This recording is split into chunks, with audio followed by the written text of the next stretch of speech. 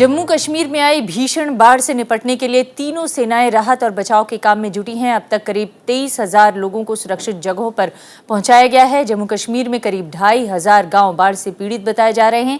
श्रीनगर शहर के कई इलाके पानी में डूबे हुए हैं। राज्य में संचार और यातायात पूरी तरह से ठप है। बाढ़ और भूस्खलन से अब तक 150 लोगों की जान जा चुकी है। जम्मू कश्मीर के हालात पर ही है हमारी पहली खबर।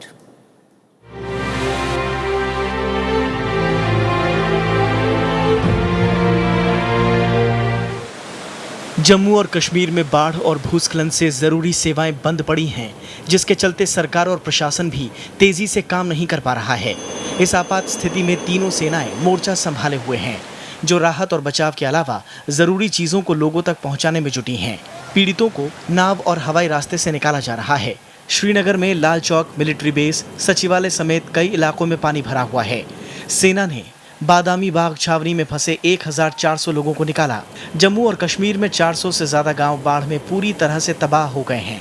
कश्मीर में लगभग 3,000 गांव हैं, जिनमें की लगभग 1,225 गांव बुरी तरह प्रभावित हुए हैं और लगभग 390 गांव पानी में पूरी तरह से डूब गए हैं। जम्मू में भी 1,150 ये गांव अफेक्टेड हैं बाढ़ के कारण, जिसमें कि 50 गांव ऐसे हैं जो बैडली अफेक्टेड हैं। बाढ़ से पीड़ित इलाकों में महामारी का खतरा भी बढ़ गया है, जिसको देखते हुए इन इलाकों में मेडिकल टीम तैनात की जा रही है। रेस्क्यू के तरफ कम और रिलीफ और रिहैबिलिटेशन की तरफ हमारा जो है हम तवज्जो देना शुरू करेंगे। मरकज़ ने मेडिकल टीम्स का बंदोबस्त किया हुआ है और उन्हें अब फील्ड में डिप्लॉय किया जाएगा ताकि बीमारी जो है वो ना फैले। सेना और एनडीआरएफ के साथ सोमवार को नौसेना भी राहत और बचाव के काम में जुट गई। वायुसेना के 29 विमान और हेलीकॉप्टरों के जरिए लोगों को निकाला जा रहा है। विमानों के जरिए दवाएं और राहत सामग्री पहुंचाने का काम जारी है। अब तक 20,000 से ज्यादा लोगों को सुरक्षित स्थानों पर पहुंचाया जा चुका है। 60 मेडिकल टीम भी लोगों को मदद पहुंचाने में लगी है। सेना प्रमुख दलबीर सिंह सुहाग ने राहत और बचाव अभियान का जायजा लिया। As I said, in the next 48 hours, our focus remains on Srinagar and areas of South Kashmir, because there are still a very large number of people who are stranded, without any food, water, etc. And it's our idea to pull them out as quickly as possible. Kashmir में सरकारी और निजी mobile network बंद हैं। Landline telephone network भी बुरी तरह से प्रभावित हुआ है, जिसे सुधारने और वैकल्पिक व्यवस्था बनाने की कोशिश जारी है। पीड़ित इलाकों में कई दिन से बिजली और जल की आपूर्ति ठप है। जम्मू श्रीनगर हाईवे पर 5वें दिन भी यातायात शुरू नहीं हो पाया। सीमा सड़क संगठन के जवान रास्ता खोलने की कोशिश कर रहे हैं। जम्मू उधमपुर रेल लाइन भी बंद है। हालांकि वैष्णो देवी यात्रा 4 दिन के बाद सोमवार को फिर शुरू हो गई। काफ़ी इंटेंसिफाई रूप से अपने ऑपरेशंस को शुरू किया। आज दिन भर में हम लोगों ने लगभग 2,500 लोगों को बचाया है, छुड़ाया है उनको, और हम नाइट ऑपरेशंस भी करेंगे, जिसके कारण हमें राहत कार्यों में और रेस्क्यू कार्यों में मदद मिलेगी। उधर जम्मू कश्मीर से सटे पाकिस्तानी इलाकों में मरने वालों की तादाद 200 पहुंच गई है। प्रधानमंत्री नवाज शरीफ ने बाढ़ पीड़ित इलाकों का दौरा कर बचाव और राहत अभियान तेज करने के निर्देश दिए। Bureau report, Rajya Sabha TV. Jammu Kashmir के मौसम में अगले 24 घंटों में सुधार की उम्मीद है। मौसम विभाग के महानिदेशक का कहना है कि उत्तर भारत में फिलहाल भारी बारिश के आसार नहीं हैं। हमारे साथ हैं इंडियन मेट डिपार्टमेंट के डायरेक्टर जनरल श्री लक्ष्मण सिंह राठौर जी। राठौर जी, मैं आपसे जानना चाहूँगी कि जो कश्मीर को मूसलाधार बारिश का सामना करना पड़ रहा है, कब तक राहत मिलने के आसार हैं? क्या अनुमान है मेट डिपार्टमेंट का? देखिए, बारिश अब वहाँ कम हो चुकी है और आगे आने वाले 4 दिन में वहाँ भारी बारिश की अब कोई गुंजाइश नहीं है। उड़ीसा में जब फैलीन आया था तो जिस तरह से मेट डिपार्टमेंट ने चेतावनी इशू की थी, प्रशासन भी चाक चौबंद हो गया था और बहुत कुछ नुकसान होने से बचाया गया था। इस बार क्या ऐसी चेतावनी नहीं दी गई? देखिए, चेतावनी तो दी गई थी, चेतावनी थी बाकायदा, और चेतावनी भारी से अति भारी बारिश की 3 से 6 सितंबर के बीच में अलग अलग समय अनुरूप अलग अलग टेम्पोरल रेंज में ये चेतावनी थी। खराब मौसम के चलते राहत और बचाव कार्य में किस तरह की अड़चनें आ सकती हैं? देखिए, अभी चूंकि आपका सारे संपर्क, चाहे कम्युनिकेशन है, चाहे रेल मार्ग है, चाहे सड़क मार्ग है, ये सब अवरुद्ध हो चुके हैं। तो पहला तो टास्क है कि इनको रिपेयर करना। कहा जा रहा है कि आज़ादी के बाद से सबसे भीषण ये बाढ़ जो है जिसे जम्मू कश्मीर जिसका अभी सामना कर रहा है, तो अगर हम इसके बेसिक्स में जाएं तो एक साइंटिस्ट की तरह से इसका क्या रीज़न आप एनालाइज करेंगे? इस बार जो है मानसून के दौरान एक पश्चिमी विक्षोभ एक राजस्थान के ऊपर कम वायु दाब का क्षेत्र बना था, जिसके कारण मॉइस्चर पूरा सीधा अरब सागर से ऊपर जा रहा था, ऊपर पश्चिमी विक्षोभ था। बहुत बहुत शुक्रिया राज्यसभा टीवी से बात करने के लिए। Thank you so much. Jammu Kashmir में आई भीषण बाढ़ से निपटने के लिए तीनों सेनाएं राहत और बचाव के काम में जुटी हुई हैं और एनडीआरएफ की टीम भी लगातार 4 दिनों से यहां पर बचाव और राहत का काम कर रही है। एनडीआरएफ के डायरेक्टर जनरल ओपी सिंह साहब इस वक्त हमारे साथ जुड़ गए हैं। सिंह साहब, बहुत बहुत स्वागत है हमारे साथ बात करने के लिए और समय निकालने के लिए। सबसे पहले मैं ये जानना चाहती हूँ कि आप लोग 4 दिनों से रेस्क्यू ऑपरेशन कर रहे हैं, कहाँ तक पहुँचा है आपका राहत का काम?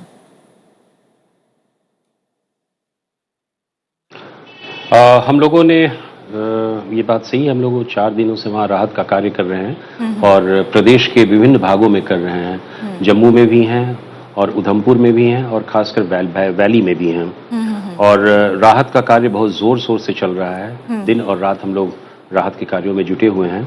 और आज एक अच्छी बात हुई है कि हम लोगों ने अपने संचार व्यवस्था को थोड़ा ठीक किया है और उस कम्युनिकेशंस नेटवर्क को इम्प्रूव होने से हमारे राहत कार्यों में काफ़ी अच्छी स्थिति आई है।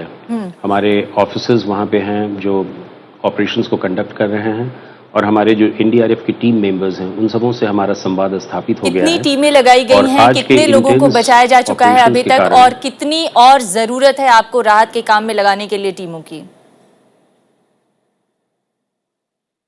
अभी तक हम लोगों ने 17 टीमें लगाई हैं वहाँ और 2 टीमें आज हम तमिलनाडु से भेज रहे हैं। तमिलनाडु से 2 टीमें और 30 बोट्स जा रहे हैं। वो कुल मिलाकर अब हमारे पास 19 टीमें हो जाएंगी और 148 बोट्स हो जाएंगे जो वैली में और अन्य जगहों पे लगाई जा रही हैं। और अभी तक हम लोगों ने 8000 लगभग लोगों को बचाव किया है, उनका रेस्क्यू किया है।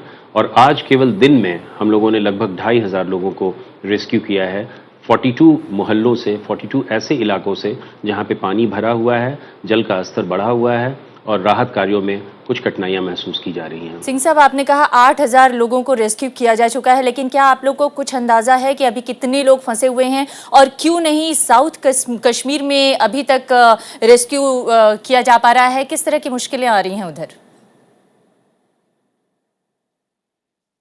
नहीं, ये कहना बड़ा मुश्किल है कि कितने दिन और लगेंगे और कितनी संख्या में लोग फंसे हुए हैं, ये कहना बड़ा मुश्किल है। लेकिन ये ज़रूर है कि army, air force, NDRF, state government, BSF, CRPF सभी जो है राहत कार्यों में जुटी हुई हैं और सभी अपने अपने क्षेत्रों में दिन रात एक करके राहत के कार्यों में लोगों की सहायता पहुंचा रही है। मैंने सवाल ये पूछा था ओपी सिंह साहब, मैंने सवाल ये पूछा था कि साउथ कश्मीर को बताया जा रहा है कि सबसे ज्यादा अफेक्टेड एरिया है और वहां पर अभी भी बड़ी संख्या में लोग फंसे हुए हैं। 390 गांवों के बारे में कहा जा रहा है कि वो जलमग्न हो चुके हैं। ऐसी स्थिति में वहां के लोगों को रेस्क्यू करने के लिए किस तरह का अभियान आप लोग की तरफ से चलाया जा रहा है? क्या आपकी ये जो 17 टीमें अभी लगी हुई हैं ये उन लोगों तक पहुंच पाई हैं? उनमें से कोई भी एक टीम वहां के लोगों तक पहुंच पाई है? जी हाँ, जो 42 अफेक्टेड जो लोकेलिटीज़ मैं कह रहा हूँ वो साउथ कश्मीर की ही है और जो 2500 लोगों को रेस्क्यू करने की जो मैं बात कह रहा हूँ उनमें अधिकांशतः वो लोग हैं जो इन साउथ कश्मीर में हैं। मैं आपको अगर चाहें तो मैं आपको लिस्ट दे सकता हूँ। करण नगर, मैदानपुरा, चतबाल, चन्ना मोहल्ला, रतपुरा, नालबंदपुरा, इन सभी ऐसे मोहल्ले हैं जहां हमारी टीम्स लगी हुई हैं और लोगों को रेस्क्यू कर रही हैं। उसके अलावा बख्शी स्टेडियम, जवाहर नगर, तुलसीबाग, ये भी दूसरा इलाका है जिसमें हमने सारे वैली में सारे क्षेत्रों को 3 भागों में बांट रखा है और इन 3 भागों में ये भी डिफिकल्ट एरियाज हैं जहाँ पे साउथ कश्मीर का आता है। कुछ एरिया बादामी बाग है, शिवपुरा है, उन सबों में भी हमारी राहत के कार्य दिन रात चल रहे हैं। जी, एक और सवाल, आपने कहा कि तमिलनाडु से रेस्क्यू ऑपरेटर्स को बुलाना पड़ रहा है, तो क्या आप लोग के पास मानव संसाधन की कोई कमी तो नहीं महसूस हो रही है? नहीं, बिल्कुल कमी नहीं है। हम इस एडिशनल फोर्स को वहाँ इसलिए लगा रहे हैं ताकि हमारे राहत कार्यों में तेजी आ सके। और बोट्स हम वहाँ पे अब 148 बोट्स हैं, वो सारे वैली में नहीं हैं, कुछ बोट्स हमारे जम्मू रीजन में भी हैं, कुछ दूसरी जगहों पे भी हैं। तो उन बोट्स को हम रीइंफोर्स कर रहे हैं ताकि हमारे रेस्क्यू ऑपरेशंस जो हैं वो और ज़्यादा तेज़ी से हो सकें और जल्दी हो सकें। सिंह साहब, ये भी कहा जा रहा है कि ये अनप्रेसिडेंटेड सिचुएशन पैदा हुई है जिस तरह से जम्मू कश्मीर में बाढ़ आया है। माना जा रहा है कि 60 सालों में इस तरह की कंडीशन कभी नहीं वहाँ के लोगों ने देखा। तो पहली बार वहाँ के लोगों का इस तरह से साबका हुआ है जो 60 साल से कम उम्र के होंगे। वैसे स्थिति में वहाँ के लोगों को रेस्क्यू करने में क्या आप लोग को ज़्यादा मुश्किलें आ रही हैं, और क्या वाकई ये अनप्रेसिडेंटेड कंडीशन है? डेफिनेटली ये अनप्रेसिडेंटेड कंडीशन है। और जब मैं जम्मू गया था, श्रीनगर गया था, तो मैंने भी देखा कि ये पहली बार ऐसा हुआ है 50-60 सालों में, और लोगों में काफ़ी दुख था और इस बात की चिंता भी थी कि इस प्रकार की त्रासदी नेशनल डिज़ास्टर उनके यहाँ आया है। लेकिन राहत कार्यों में काफ़ी तेज़ी आई है। हम लोगों को शुरू में काफ़ी मुश्किलात थे जिनसे हमें सामना करना पड़ा। कम्युनिकेशन नेटवर्क, जैसा मैंने पहले कहा, बहुत ही ख़राब हो चुका था। रोड नेटवर्क ख़राब हो चुके थे, गाड़ियाँ वहाँ नहीं जा रही थी, हमको अपने एनडीआरएफ टीम्स भेजने में दिक्कत हो रही थी। और यही कारण है कि हमने इंडियन एयरफोर्स की मदद ली, जहाँ से हमारे एयरलिफ्ट किया गया उन्हें डिफरेंट इलाकों में। तो इस प्रकार के चैलेंजेस थे शुरू में, बट अब धीरे धीरे स्थिति सामान्य होती जा रही है चैलेंजेस की। कम्युनिकेशंस नेटवर्क में सुधार आया है, रोड भी लेकिन कम्युनिकेशन नेटवर्क्स में आप कह रहे हैं सुधार आया है, मगर हम लोग बहुत कोशिश कर रहे हैं, वहाँ के लोगों से अब भी संपर्क स्थापित नहीं हो पा रहा है, और वहाँ पर मौजूद लोग भी ये शिकायत कर रहे हैं, या जो लोग दिल्ली में उनके रिलेटिव्स हैं वो भी ये शिकायत कर रहे हैं कि कंट्रोल रूम जो आप लोगों ने स्थापित किया है उसमें भी संपर्क करना मुश्किल हो रहा है। तो उसको स्मूथ बनाने के लिए क्या किया जाएगा? नहीं, मैं पब्लिक कम्युनिकेशंस की बात नहीं कर रहा हूं, मैं पुलिस नेटवर्क की बात कर रहा हूं। मैंने सैटेलाइट फ़ोन से अपना संपर्क स्थापित किया है, आरटी सेट से संपर्क स्थापित किया है। और अभी तक मैं आपको आपके दर्शकों की जानकारी के लिए बता दूं कि टेलीफोन हम लोगों ने अभी तक टेलीफोन से, व्हाट्सएप से, मोबाइल कॉल से, ईमेल से, एसएमएस के जरिए हमें अभी 453 डिस्ट्रेस कॉल्स आ चुकी हैं, और उनको हम लोगों ने बहुत ही रिलीजियसली अटेंड किया है। और हो सकता है कि जो आज हमने 2500 लोगों को रेस्क्यू किया है उनमें ऐसे भी होंगे जिनके कॉल्स हमें पिछले 2 दिनों से मिल रहे हैं।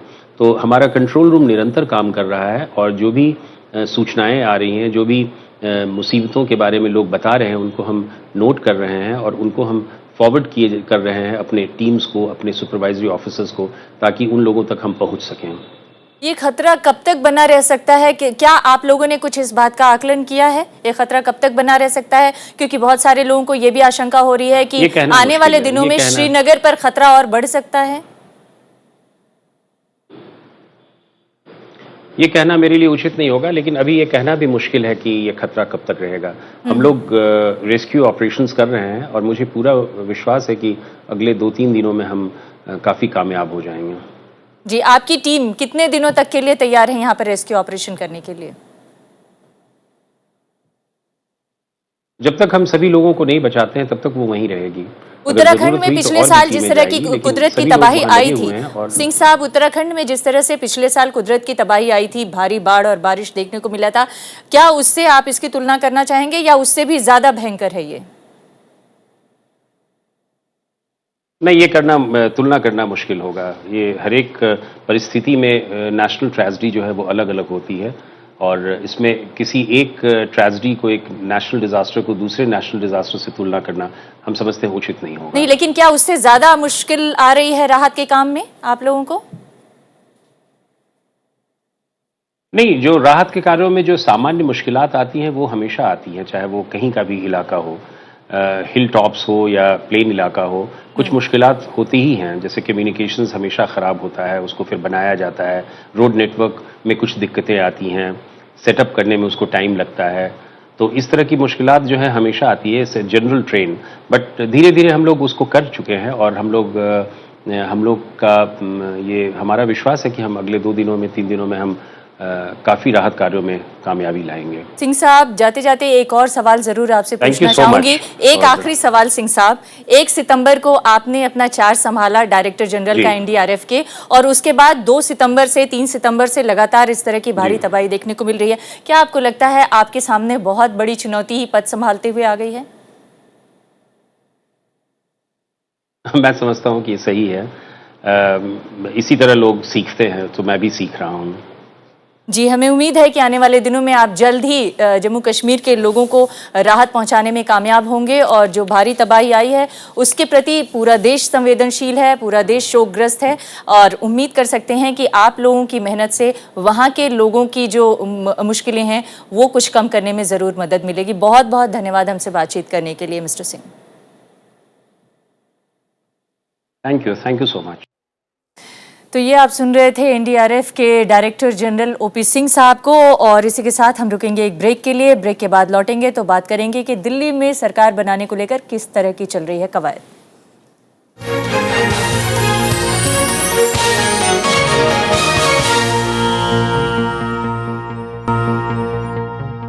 दिल्ली में सरकार बनने की हलचल के बीच आम आदमी पार्टी ने बीजेपी पर विधायकों को खरीदने का आरोप लगाया है। आम आदमी पार्टी ने इसे साबित करने के लिए बीजेपी नेता शेर सिंह डागर का स्टिंग ऑपरेशन भी किया। बीजेपी ने आरोप से इनकार किया है और कांग्रेस ने नए सिरे से चुनाव कराने की मांग कर दी है। आम आदमी पार्टी ने अपने विधायकों को खरीदने की कोशिश करते बीजेपी नेता शेर सिंह डागर को कैमरे में कैद कर लिया। इस पूरी कवायद को नाम दिया गया ऑपरेशन पर्दाफाश। पार्टी ने आरोप लगाया है कि दिल्ली बीजेपी उपाध्यक्ष शेर सिंह डागर ने संगम विहार से आप विधायक दिनेश मोहनिया को सरकार बनाने के लिए खरीदने की कोशिश की थी।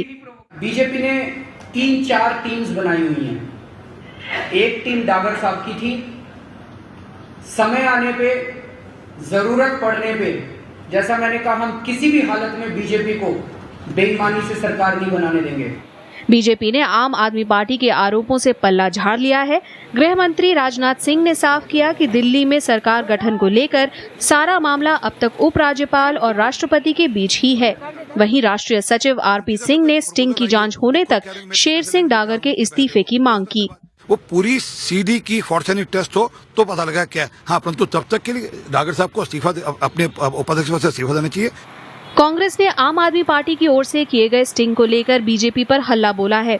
पार्टी ने इस पूरे मामले पर सर्वोच्च न्यायालय से दखल देने की अपील की है। कांग्रेस महासचिव अजय माकन ने कहा कि दिल्ली में चुनाव ही एकमात्र विकल्प है।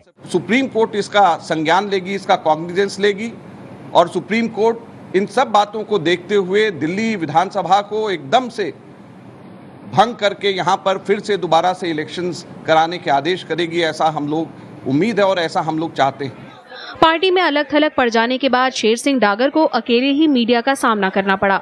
उन्होंने माना कि वे मोहनिया से मिले लेकिन सफाई दी। अब जो भी कहना है पार्टी के मंच पर कहेंगे। आके इन्होंने ये कहा जी कि मैं आपकी पार्टी ज्वाइन करना चाहता हूँ। तो हमने कहा, मैं कभी अब अगर हमारी पार्टी ज्वाइन करना आप चाहेंगे तो आपकी मेंबरशिप लूज होएगी। तो हमने कहा, मैं कभी चलो ठीक है हम बात करेंगे।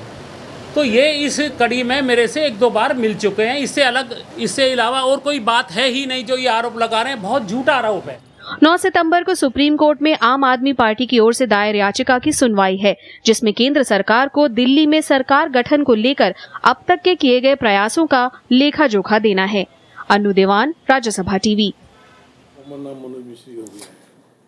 तो आखिर दिल्ली में सरकार बनाने की ये जो कवायद चल रही है और तरह तरह की खबरें आ रही हैं, उसके पीछे की हकीकत क्या है, इस पर बातचीत करने के लिए जनसत्ता के मेट्रो एडिटर मनोज मिश्रा इस वक्त हमारे साथ स्टूडियो में मौजूद हैं।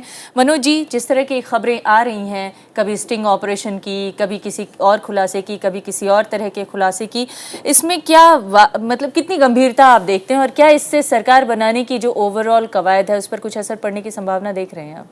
असल में आम आदमी पार्टी की कोशिश है कि सरकार न बन पाए।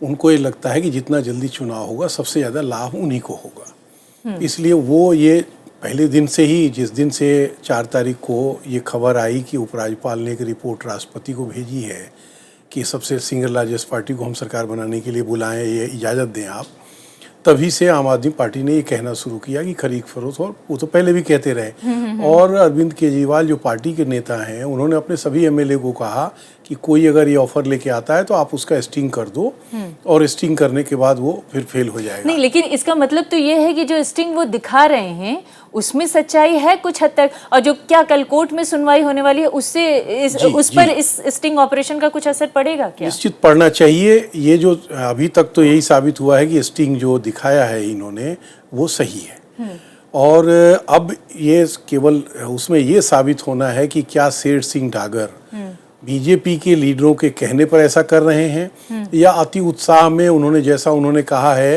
कि जो विधायक है उसने वो उनके घर आया और उसके आग्रह पर उन्होंने उससे बातचीत की। लेकिन इन दोनों चीज़ों में ये तो साबित हो ही रहा है कि बातचीत हुई है। ये आपकी जानकारी में है कि सुप्रीम कोर्ट में मामला संविधान पीठ के पास है और कल सुनवाई होनी है। सुप्रीम कोर्ट ने पिछली हियरिंग में दिल्ली सरकार को खूब लताड़ लगाई, केंद्र और दिल्ली सरकार को, और उसने कहा कि विधानसभा को क्यों नहीं भंग कर दिया जाए, क्योंकि बैठे बिठाए एमएलए क्यों तनख्वाह लेंगे और जो सरकार का काम पब्लिक का नहीं करेंगे। मुझे ये भी लग रहा है कि कल ये ठोस जवाब देने के लिए ये सारी कवायद की गई है कि सरकार बनाने की कोशिश उपराज्यपाल के स्तर पर हो रहा है, और आम आदमी पार्टी को लग रहा है कि अगर वो उनकी स्तर पर भी ढील सील छोड़ दी गई तो अंतोगत्वा उन्हीं के लोगों को तोड़ के ये लोग मेजोरिटी साबित कर लेकिन एक बात बताइए, जब बीजेपी का 16 मई को रिजल्ट आया लोकसभा चुनाव का, 7 लोकसभा सीटें बीजेपी ने जीती, इतना बीजेपी को जनता का मैंडेट मिला, तो क्यों नहीं वो चुनाव करवाने के लिए तैयार हो जाती? अगर वो तुरंत तैयार हो गई होती तो शायद इसका ज्यादा फायदा मिल गया होता बनिस्बत ये सब करने के। बिल्कुल सही कह रही हैं, हम सबका भी यही मानना था। हम सब ने बार बार ये लिखा भी कि फैसला अभी बीजेपी को लेना है, और उसी समय अगर मान लीजिए ये चुनाव करा लेते तो भी फायदे में रहते। सरकार भी इनकी बन रही थी। जानकारी में आया ही होगा कि उस समय 6 कांग्रेस के विधायक, जो दल बदल विरोधी कानून है उसके तहत 6 चाहिए, 6 विधायक इनके संपर्क में थे और इनको बिना शर्त समर्थन ऐसा कह रहे थे। शर्त तो होगी कुछ ना कुछ, और उस समय सरकार भी बन जाती, लेकिन सरकार बनती तो भी जोड़ तोड़ की होती। बेस्ट स्थिति यही थी कि जब सरकार पहली बार ये नहीं बनाए और डॉक्टर हर्षवर्धन ने ये कह के रिफ्यूज़ कर दिया था कि हमारे पास संख्या नहीं है, और फिर अरविंद केजरीवाल 28 दिसंबर को ओथ लिए, जो सरकार 49 दिन चल के फिर फेल हो गई। तो बेहतर स्थिति यही थी कि जैसा आप कह रही हैं कि जब रिजल्ट आया तो मई महीने में इनको विधानसभा भंग कराकर और चुनाव कराना था, तब सरकार बनती, जिसकी सरकार बनती। तो जो अभी गृह मंत्री की तरफ से बार बार कहा जा रहा है कि ये जो है गवर्नर के हाथ में है, गवर्नर तय करेंगे, मतलब बीजेपी का इससे लेना देना नहीं है, लेकिन गवर्नर तो होम मिनिस्ट्री के तहत ही आते हैं, तो कैसे इसको एक तरह से एकदम झूठी बात यह है। हाँ। क्योंकि ऐसा संभव ही नहीं है। एक तो पहली बात कि जो अभी दिल्ली में लेफ्टिनेंट गवर्नर हैं, हाँ, वो कांग्रेस राज के अपॉइंटी हैं, और स्वाभाविक ढंग से उपराज्यपाल अपने यहाँ बड़ा जिम्मेदार वाला और संवैधानिक पद है, उस पर सीधी टिप्पणी नहीं करनी चाहिए। लेकिन ये माना जा रहा है कि दूसरी जो परंपरा डली है कि दूसरी पार्टी की सरकार बनी तो उन्हें बदलेंगे। एक तो उन्हें अभी तक उन्होंने बदला नहीं, तो अब उनको भी लॉयल्टी शो करना होगा। अगर नहीं भी बदला या बदला भी, तो जो भी लेफ्टिनेंट गवर्नर होगा वो तो वही कहेगा ना जो होम मिनिस्ट्री कह रही है। तो होम मिनिस्ट्री मतलब भाजपा। अगर भाजपा के कहने पर उन्होंने भेजा है राष्ट्रपति को रिपोर्ट, तो अब ये सब तो बेकार की बातें। ये कहना कि जी वो भेजेंगे तो हम देखेंगे। हाँ। हर्षवर्धन के इस्तीफा देने के 3 महीने बाद तक इन्होंने अपना विधायक दल का नेता नहीं तय किया है। अगर उपराज्यपाल बुलाएंगे तो किसको बुलाएंगे? माने ये तो अजीब बातें हैं ना जी। तो आगे के विकल्प के रूप में आप क्या देख रहे हैं? क्या संभावना अब उभरती हुई दिख रही है दिल्ली में सरकार की? मुझे तो 2-3 चीज़ें लग रही हैं। पहली चीज़ तो ये लग रही है कि वैसे हम लोग साइंटिफिक युग में जी रहे हैं, तो ये बातें कहनी नहीं चाहिए, लेकिन कल से पितरपक्ष शुरू हो। 15 दिन के इस कोई शुभ कार्य कोई करता नहीं। राजनीतिक दल के नेता अपने को सबसे ज़्यादा उदारवादी और सेकुलर मानते हैं, लेकिन करते सबसे ज़्यादा पुंगापति काम है। तो कोई सरकार बनाने की प्रक्रिया इस 15 दिन में होगी नहीं। मेरा अपना मानना है कि इन 15 दिनों के बाद फिर एक बार बीजेपी कोशिश करेगी, और अगर उपराज्यपाल तैयार हो गए तो एक सरकार बनाने की कोशिश हो सकता है। उपराज्यपाल ने तो चिट्ठी भेज दी है प्रेसिडेंट के पास, ऐसा कहा जा रहा है। प्रेसिडेंट की अब हामी की जरूरत है ऐसे सिचुएशन में कि जब प्रेसिडेंट की हामी हो भी सकती है तो क्या खरीद फरोख्त को वाकई रोका जा सकता है? और क्या ये पुरानी परंपरा नहीं है, कोई नई बात हो रही है अगर ऐसा कुछ हो रहा है तो? क्योंकि पहले भी इस तरह की खबरें आती रही हैं और जब भी किसी को सरकार बनाने का मौका मिलता है, नियम के मुताबिक भले ही नहीं लेकिन परंपरा के मुताबिक तो ये सब चीजें होती ही रही हैं। नियम तो बहुत चीज़ें के नहीं है। नियम तो वही अब लिखते लिखते इन खबरों में हम लोगों ने लिखा कि अजीब है कि नियम में तो ये है ही नहीं, विश्वास प्रस्ताव अविश्वास प्रस्ताव संविधान में तो लिखा ही नहीं है। ये तो परंपरा बन गई है कि वो करने का।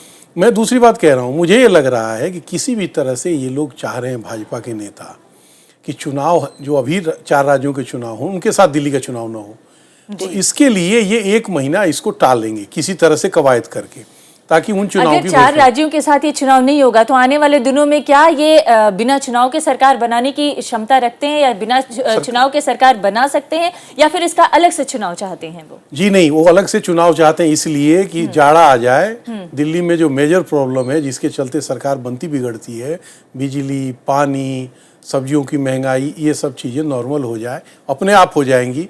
जाड़े में बिजली की डिमांड घटेगी, पानी की डिमांड घटेगी और सब्जियों की आमद ज़्यादा हो जाएगी, सब्जी सस्ती हो जाएगी, ये एज्यूम कर रहे हैं। तो इनके लिए बेटर होगा कुछ करना। दूसरा, जो दूसरी पार्टी है कांग्रेस, वो कहने के लिए भले कह रही हो लेकिन अंदर खाने कांग्रेस भी यही चाह रही है कि जितना दिन टल सके उतना दिन टल जाए, क्योंकि उनको अपनी पार्टी थोड़ा स्ट्रेंथन करना है।